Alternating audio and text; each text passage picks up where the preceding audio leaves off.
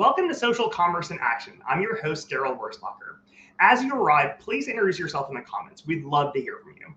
So my goal of this show is to really take some of the lessons, some of the things I'm hearing and seeing, and bring thought leaders on to talk about some of these changing topics in the industry. So I've been seeing over the last few years, social commerce has become a big focus, from loyalty programs, referral programs, affiliate programs, sales team compensation changes. All of this is in flux right now, and people are trying new things, experimenting with what works and what doesn't. Today, I'm super excited to bring on someone who's collaborated with hundreds of companies in her career. She's played different roles, from customer support and in client services to international expansion and helping companies to launch new businesses. She's currently the director of comp plan design and strategy with Dan Jensen Consulting, and I'm excited to talk to her about some of the evolutions and things she's seeing in this space. Andi, welcome to the show. Thanks, Daryl. Nice to be here. Hey, excellent. Thanks for joining. So where I wanted to start really was just share a bit of your background and kind of what experience you've had that have led you to today and what you're seeing. Yeah, actually, I started in 97, and way back when, before we had all the technology we have today, working for a direct selling company. And I grew up in the industry. My dad started the first software company, in our industry. So I'd been around it forever, but I was married and my husband was going to college. I was going to work. And so I went to work for a company in the area, a direct selling company. And ultimately I joined them at the perfect time. They were just in the early stages. They were going through one of those hockey stick growth times and really had phenomenal experiences there, working with leaders, working in their commissions department. That was something that just really made a lot of sense to me, and ultimately helping them with international expansion and such. And that really kind of launched me into additional things, going into the software side, programming and spec writing and all of those things, and launching a company with my husband and another partner. And ultimately, since about 2006, I've been working now with Dan Jensen Consulting, and we specifically specialize in compensation plans. And it's a lot of fun. I love what I do. It's really interesting to see things shift over time and identify different trends, but also every compensation plan is like a puzzle, and having to identify all the different aspects of the company, from culture, pricing strategy, plans for international expansion, everything, to make sure then that we design a plan that aligns together with that. That's great. And that's great experience, especially with what we're seeing now and the changes and shifting. So I'd love to pick your brain on some of what you're seeing. So if talking about that experience and kind of like talking about the culture and how that's changing. I mean, everything's changing, right? With digital and how people interact and customer experience. What are some common trends you're seeing of like new entrants, like new startups, people coming into the space? What are some common patterns and common practices you're seeing with those types of companies? Yeah, a lot of the new companies starting want to talk about affiliate programs. Some of them do implement actual affiliate programs in addition to their compensation plan. Some of them, as we talk about it, some of them kind of utilize the plan we design, but market it to affiliates as well. But the affiliate aspect is always a big one. Simplicity of plan is really important today. People don't want to see the 15 and a half ways to make money. They, want a handful of ways, couple ways, and it just needs to be simple, that it's not rocket science to be able to understand. We see a lot of customer loyalty programs being involved, and of course, auto ship is huge. So those are some of the big ones that we see. But I think out of all of that, the two biggest ones really are the affiliate programs and that simplification. And I would say affiliate programs / loyalty programs there too. Now with that, I mean, that's a lot. When you think about all those different components, like, combining affiliate with, basic sales team comp with loyalty, that's a lot to kind of figure out for a startup coming in. Do you generally see them like develop a holistic model that they bring to you? Or is it really, I guess, how does a startup generally kind of come to that? Or is it like an iterative approach you generally see? If it's iterative, where do they usually start?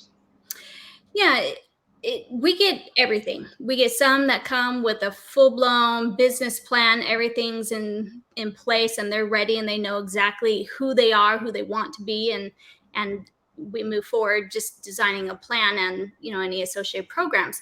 But then we do also get a lot of companies that say, I have products, I'm still working out the pricing, so I don't know exactly what the pricing or my cost of goods are going to be. I heard that this was a good space for us to be in, and so here we are.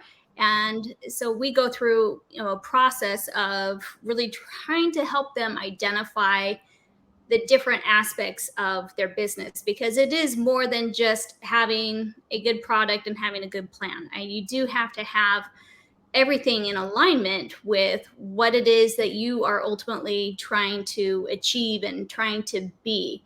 And so it can be an exploratory process. And sometimes we do tell companies, you know what, you need to go talk to, a firm about this or whatever. You need to go talk to these people about this, because you've got to work through that before you can really even move forward into compensation plan design. So you do have to have an understanding of the type of business model that you want, and your cost of goods and the products. Those things have to be worked out before you can really get into some of the other details.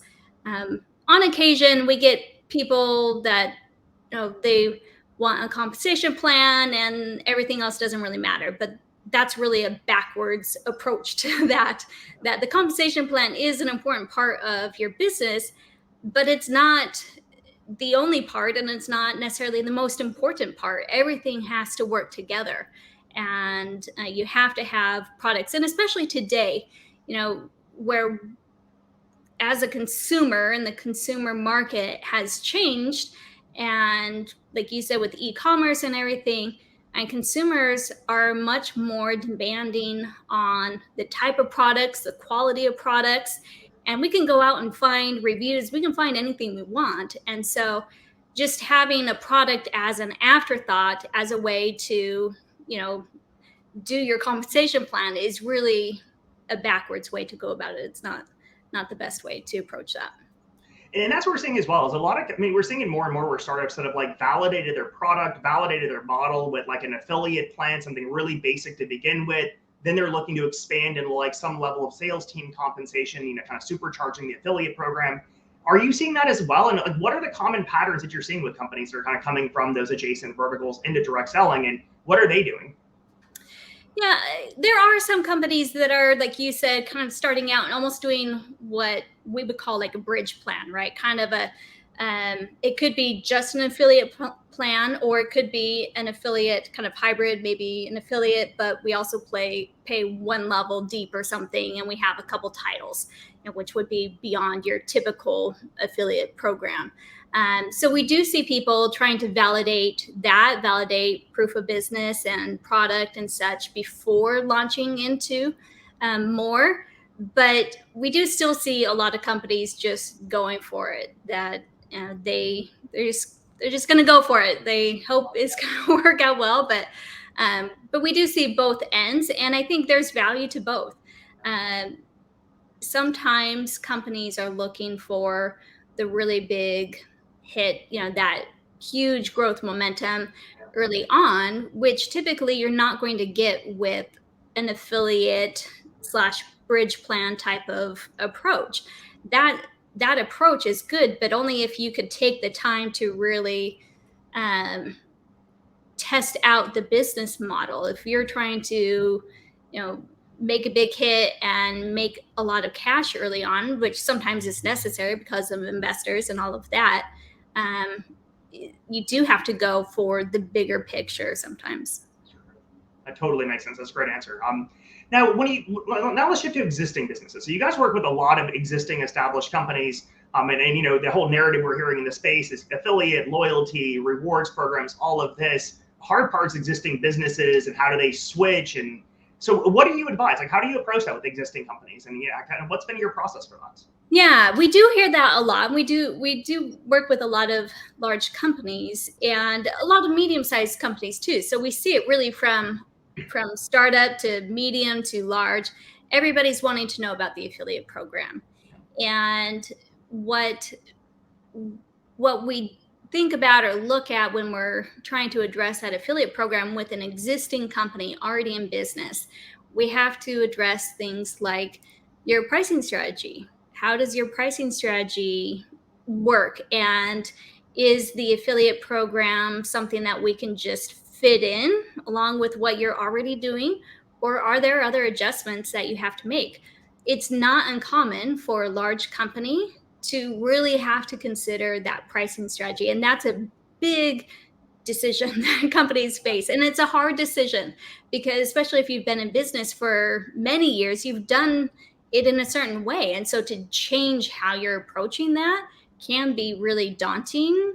But that does have a big impact on the affiliate programs, the customer loyalty programs, things like that. You can't just tack it on to whatever you're doing. You really have to think through that. So I think that business strategy is a big, or the pricing strategy is a big aspect to that. But also your existing compensation plan. What type of plan is it? An affiliate program certainly fits in easier with some type of compensation plans compared to others. So you do have to consider what is already there. What is your process right now for adding customers or affiliates? And so those, I would say, are the two big things to consider. There are some companies where we've said, yeah, we can easily fit in an affiliate program without really having to make many adjustments. And then there's other companies that were like, okay, if we can do this, but here's what it's going to take. And sometimes those companies will say, let's do it. And sometimes they'll say, you know what, we just don't want to take that risk right now because those are pretty large changes. So we do see, a wide range. I do think there is a lot of value in having an affiliate program. I think as a society, we have been trained that being affiliate is great. We have no problem saying, hey, here's my link for those products. I love them. You should check them out. Right. And that's what an affiliate does. And so as a society, I think we've really normalized that, which then makes that ultimately, I think, an easy entry into the direct selling space, because it's something that you can say, I'm an affiliate of this company and nobody bats an eye. But if you say I'm a distributor, or I'm an ambassador, whatever you want to call it, sometimes people are like, ugh. And so, we do see those affiliate programs being a really great bridge. And what we've heard from companies is that a lot, not all, but a lot of those affiliates, after they come in, they have an experience with the products, they're making money, then their mind opens. And it's like, oh, I see the bigger picture now. And now I do want to do that. I'm more comfortable doing that because I have a relationship and trust with the company now. And so we do see some of those affiliates making that change to an actual distributor type of individual. And then there's others that don't. There are others that are just happy being affiliate, and that's great. If you're moving product, we love you. We don't, whether you're an affiliate or not, if you're moving product, that's great. Now, I'd like to, like you mentioned the pricing stuff. What should people be looking at with pricing? Because I've talked with a number of clients on it as well, and there's always like nuances and stuff. Can you share a little bit of like what are common things people should be looking at as they're implementing when you talk about pricing? Yeah, there's kind of two approaches. One is having different pricing for customers and reps, and sometimes we would call it a 3-tier pricing, even, where you have like a retail customer price, a preferred customer price, which preferred customer would be like an auto ship customer price, or something like that, and then a distributor price. So that's a really common approach, but there are a lot of companies that started before selling to customers was a huge push in our industry. And so those companies, many of them have really just their distributor price. So that is the real price of their products. And so over time, they've really tried to figure out, okay, how can we get customers when the price of our products really is the distributor price? And so you do see customer loyalty programs coming into play where maybe a company will have a slightly higher customer price, but they have a really great customer loyalty program in place that basically gets enough rewards to kind of even it out. Other companies don't. They'll give customers the same price as the distributor. And they have to work out other rewards though, and that's one of the biggest problem or challenges. Really not a problem, but challenges. Especially if you think about an affiliate program. If an affiliate is supposed to earn, 10 to 30% or whatever it may be, if you're selling at the same price for distributors and customers, where does that money come from? And so that's why you really have to evaluate your pricing strategy. What is the real price of your product? Is it the distributor price? If it is, then you've really got to evaluate, how do we work around that? How do we carve out money for the affiliate or even the distributor who's selling to a customer? And that's I think one of the biggest hurdles that existing companies have faced. New companies have the benefit of the history and experience of our industry. And so most of the new companies coming in today are either using that 3-tier pricing or like a 2-tier pricing. Maybe they have an auto ship price and a non-auto ship price. And we do see companies doing that where whether you're a distributor or a customer, there's an auto ship price and a non-auto ship price. And it's the same, regardless of whether you're a customer or distributor. It's just based on whether you're on auto ship. But we have to pay sellers. If someone's moving your product, they have to be rewarded for that. And if there's not a price difference, to pay them, because if the customer is not paying a higher price than the distributor, then that money has to come out of your comp plan budget. And that's where we have challenges that we have to work through. How do we carve out that money? Again, with affiliates, how do we carve out that money for an affiliate but still pay everybody else in the upline? Because if it's not worth it to a distributor to go out and enroll affiliates, they're not going to do that. And so that pricing strategy is a huge aspect ultimately to how your whole business runs. Because again, alignment, everything needs to work together. And that pricing strategy is a really big aspect of the compensation plan, the type of people selling your products, who's buying your products and such. And I think it's also interesting to consider too that globally, there are differences. And in some markets, it really does need to be like one price, because they don't have customers in some markets. That's just not how they do business. And so there's always that consideration as well, both for new companies. What does that look like as we expand? Because you want to begin with the end in mind. So think forward, not just, the end of this year and being in business, but 10 years from now, what does that look like? But existing companies as well have to have that consideration. Now, in terms of like the difference between like an affiliate program versus like referral rewards for like customer referrals, things like that, what do you see as far as the breakdown? Do you see many people doing like referral rewards, or is there really people focusing on affiliate programs and really paying out cash for affiliates? Like, how do you see that kind of breakdown between the two? I would say there are more companies doing some kind of loyalty rewards program compared to affiliate programs. Now, companies that have affiliate programs also often have those loyalty rewards programs. And some of those loyalty rewards are referrals, that, hey, give a friend $5, you get $5. Things that we see everywhere in e-commerce today. So there is a lot of that. And that's actually really simple to employ. And that could be a good option where you may not have the ability to implement an affiliate program because of your pricing strategy or whatever. A referral program may work well in that scenario, just really giving people a reward for sharing your products with their friends, which if they love your products, they're going to do that. And but we see a lot of that kind of, give 5, get 5 type of thing.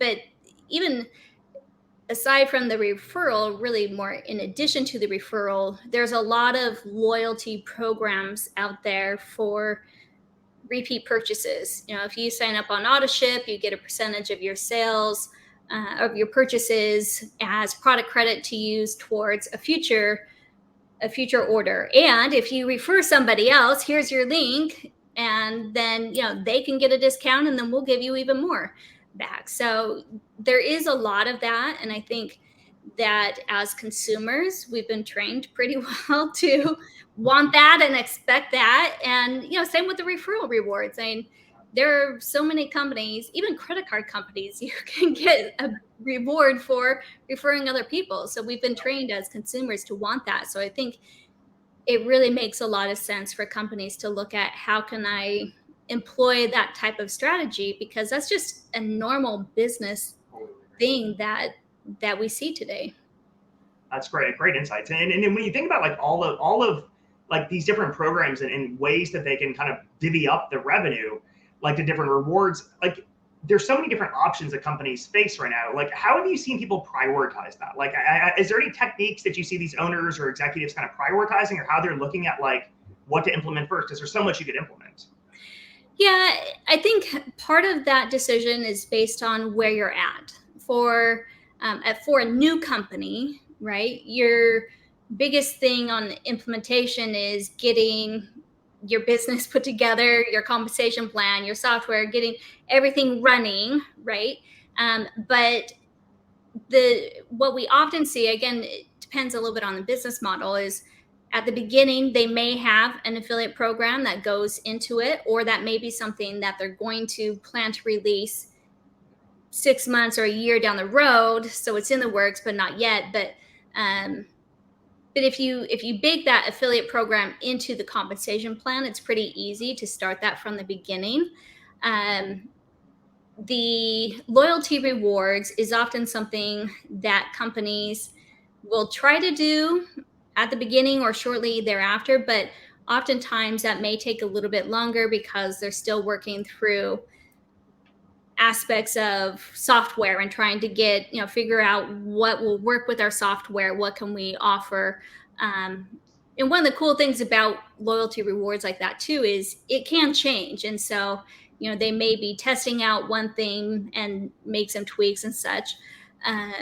For existing companies, I would say loyalty rewards are, if you don't have one, that's one of the first things I would go look for, because again, as consumers, we're trained to look for that and want that. And every company wants to increase retention of your consumers, whether distributor or customer, it doesn't matter. We want people using our products more and longer. And so a loyalty rewards program and a referral program, that customers can refer people and get a benefit back from that. If an existing company doesn't have that, I would try to implement that before I went the route of affiliate program, even because the affiliate program, especially for an existing company, there's just so many other things you have to think about. Whereas with the loyalty program, that's pretty easy to implement if you already have your business in place. The one other thing that I would say a lot of companies look at too is some kind of shipping subsidy. And sometimes that shipping subsidy will be the rewards program, at least for a time, maybe while they're trying to work through everything else. And I do see some companies trying to implement that even before a loyalty or referral program, because again, as consumers, we're trained to want free shipping or very low cost shipping. And so that's definitely something that's on everybody's radar, I would really say, really early on. What's the common scenario you see with like loyalty programs? Is it like a Prime kind of thing where they pay a membership fee, or is it more of like they're on an auto ship, they get the free shipping? Like what are some common scenarios people are running that you see? Most commonly we see an auto ship, a subscribe and save type of program, that if you are on a subscription on auto ship, then you receive benefits.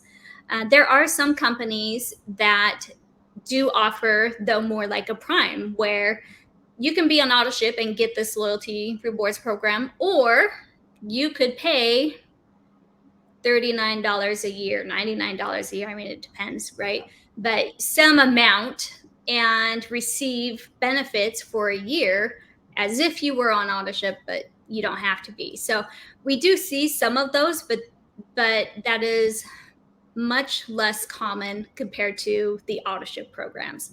So yeah, it's very, very commonly centered around having auto ship, which ultimately as a business is the holy grail. I mean, you want those repeat sales. Totally agree.